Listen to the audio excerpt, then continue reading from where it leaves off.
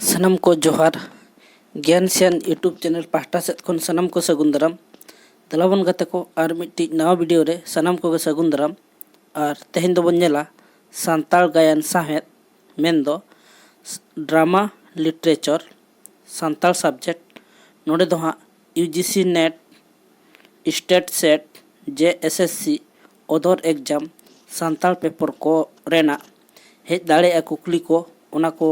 लनाई को बन एम दाड़े लेकना तेहेन दो बन नेला और जहाँ जुदी नवा चैनल पुलु बन नेलया उनको गोठन अरदास नवा चैनल बो सब्सक्राइब मा ओना साथे बेल आइकन से घंटी बन दबामा एनखान आपे ठेत अडी लगन नोटिफिकेशन सेटरवा और इन्या वीडियो बन नाम दाड़ेया डिस्क्रिप्शन रे टेलीग्राम ना लिंक एम कना सनम को अरदास टेलीग्राम रे बन जॉइन मा और नवा कोरेना PDF को बन नाम मा देला ताले तेहेना वीडियो बन एतोहबा ओना मांग रे लाइक शेयर कमेंट दो आलो बन हिड़िया और तेहेना वीडियो बन एतोहबा सान्ताल गायन साहेद नोडे दो हाँ सेरमा से साल और ओनोलिया और ओका गायन को ओलका ओना कोगे नोडे दो हाँ बन नेला सनम को अरदास एतोहब खन मुचाद धाबी नेल ताउन पे एनखान गायन साहेद इदी कते बन बाडाय दाड़ेया देला ताले नितोग दो बन एतोहब उतरा पुइलु रे बन नेला 1942 सेरमा रे पंडित रघुनाथ मुर्मू होते थे ओलाकान बिदु चंदन गायन ताहले 1942 सेरमा रे पंडित रघुनाथ मुर्मू होते थे ओलाकान बिदु चंदन गायन इना तायम 1945 सेरमा रे सलेमान मुर्मू होते ते ओलाकान कोचे काणबा गायन इन परे 1948 सेरमा रे श्यामसुंदर हेम्ब्रम होते ते ओलाकान छत्रपति किस्कुराज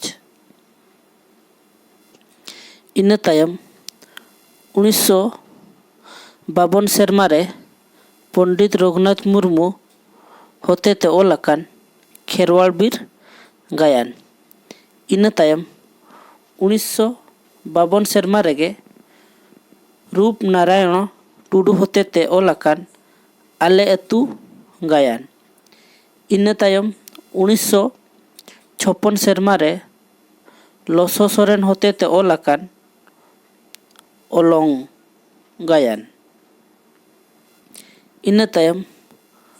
1958 सेरमा रे कालीराम सोरेन होते ते ओलाकान काजल सनातन इन परे 1958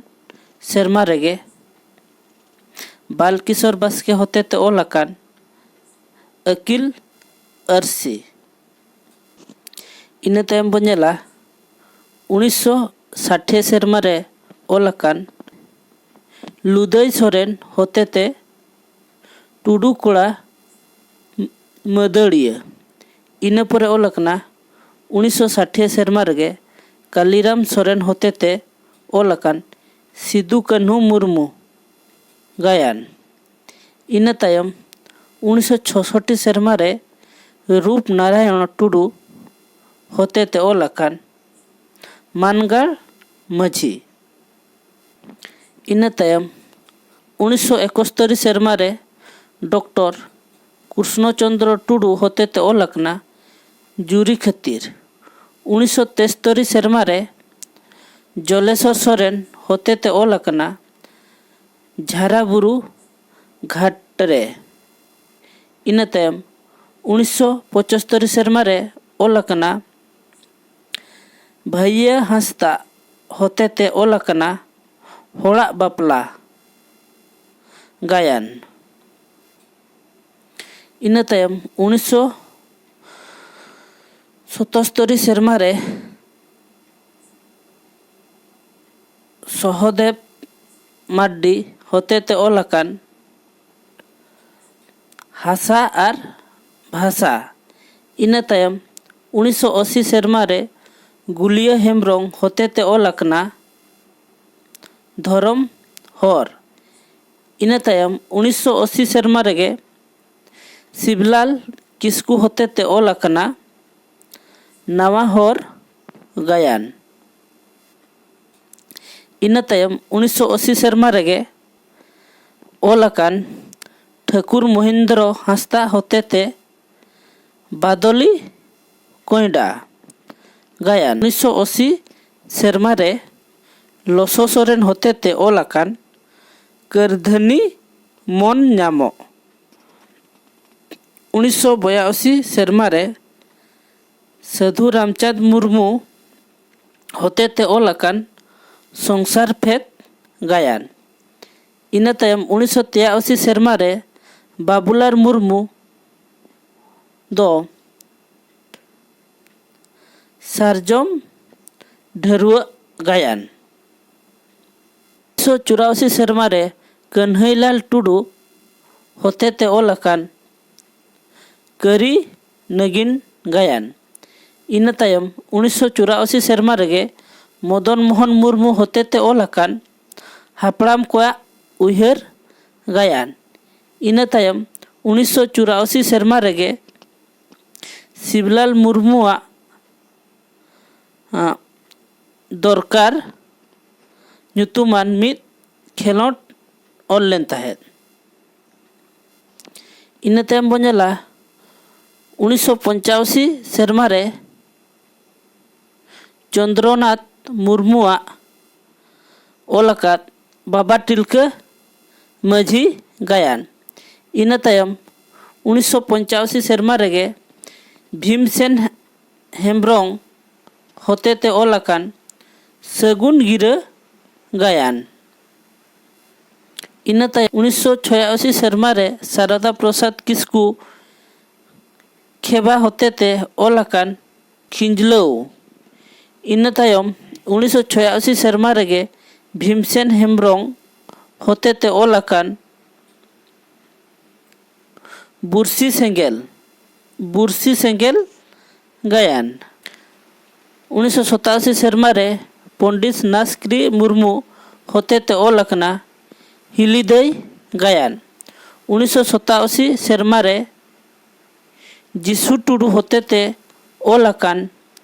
जीवन हर रे गायन। इना तायम 1988 सेरमा रे नगेंद्रनाथ हांसदा होतेते ऑल आकान हांसदा साकवा। 1988 सेरमा रेगे गौर चंद्र मुर्मू होतेते ऑल आकाना बुरु आंचार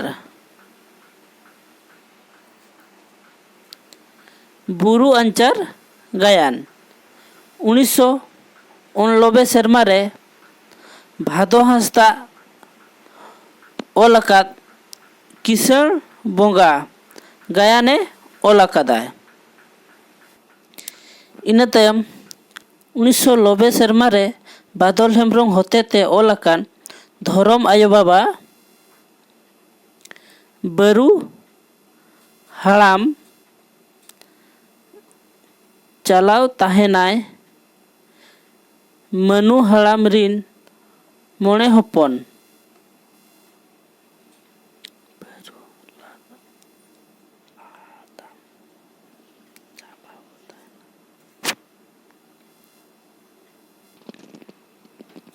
उन्नीस सौ 90 सेरमा रे बादल हेम्ब्रम होतेते ऑल आकान धरम आयो बाबा बरु हादाम चाबा ताहेन मनु हाड़ाम रिन मोणे हपन इना तायम 1991 सेरमा रे ऑल आकान सपन पोरा नामिक होतेते उलगुलान गायन। इना तायम 1981 सेरमा रेगे कन्हैलाल टुडू होतेते ऑल आकान जनाम आयो। इना तायम 1983 सेरमा रे लक्ष्मी नारायण बास्के होतेते ऑल अकान तुलाजोखा गायन 1983 सेरमा रे सपन परामानिक ऑल अकाद मुरुक दोबन सहाया गायन इना तायम 1983 सेरमा रेगे नरेश बेसरा होतेते ऑल अकान डुगी पोहा गायन इना तायम 1993 सेरमा रेगे पद्मलोचन बास्के होतेते ऑल अकान ᱧᱩᱛᱟᱹᱛ सावता इना तायम बन नेला 1994 सेरमा रे प्रोफेसर कृष्ण चंद्र टुडू होतेते ऑल अकान किरिंग सिंदूर इना तायम 1994 सेरमा रे कुशल हेम्ब्रम होतेते ऑल अकान कपूर मुली सेंगेल जीबी इना तायम 1995 सेरमा रे दुगई टुडू ऑल अकाद एंगा हपन मुसिद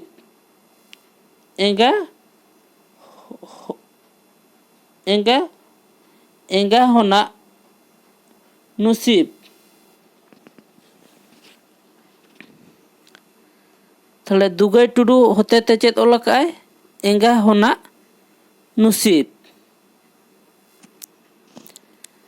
1995 सेरमा रेगे गौर चंद्र मुर्मू होतेते ऑल अकना ओळाग रे मोळा ओळाग रे मारांगो मोळा ओळाग रे मारांगो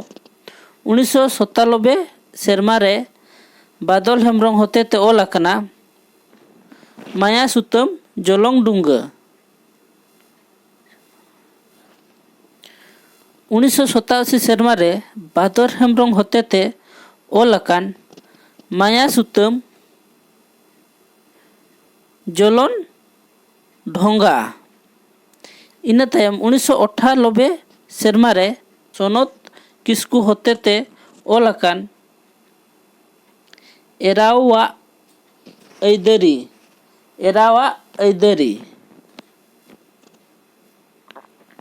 1998 सेरमा रेगे यदुनाथ मुर्मू होतेते ऑल अकान सगुन सिंदूर गायन इना तायम 1998 सेरमा रेगे साधन कुमार मर्डी होतेते ऑल अकान बाले दारे गायन 1999 सेरमा रे यदुनाथ मुर्मू होतेते ऑल अकान सोनेगढ़ सिकड़ी गायन इना तायम 2000 सेरमा रे हरे कृष्ण मुर्मू होतेते ऑल अकान कोचे होरासी गायन इना तायम 2000 सेरमा रे ऑल अकान खेरवाल सोरेन होतेते थरी दकारे मेदा गायन इना तायम 2000 सेरमा रेगे पद्मलोचन बास्के होतेते ऑल अकान बनिज बहु गायन 2000 सेरमा रेगे मदन मोहन मुर्मू होतेते ऑल अकान रोम झोम गायन 2000 सेरमा रेगे दामपाड़ा बायार होतेते ऑल अकान ओकोय बाछारे इंज रे बैरी गायन इना तायम 2003 सेरमा रे ज्ञानो चंद्र टुडू होतेते ऑल अकान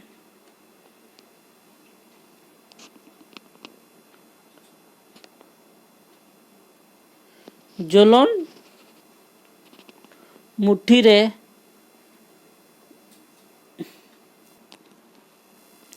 2003 सेरमा रे ज्ञानो चाँद टुडू होतेते ऑल अकना जोनो मुट्ठी रे झुनका गायन। इना तायम 2003 सेरमा रे खेरवाल सोरेन होतेते ऑल अकना चेत रे चिकायना गायन। इना तायम 2004 सेरमा रे सुचोत हांसदा होतेते ऑल अकान सावता ओझा गायन। इना तायम 2004 सेरमा रे मदन मोहन टुडू होतेते ऑल अकान खेलोट दो गायन। 2004 सेरमा रे बांग्ला रे रविलाल टुडू होतेते ऑल अकान बीर बिरसा गायन। इना तायम 2005 सेरमा रे डॉक्टर कृष्णचंद्र टुडू होतेते ऑल अकना सिरजन गायन। इना तायम 2006 सेरमा रे चैतन्य प्रसाद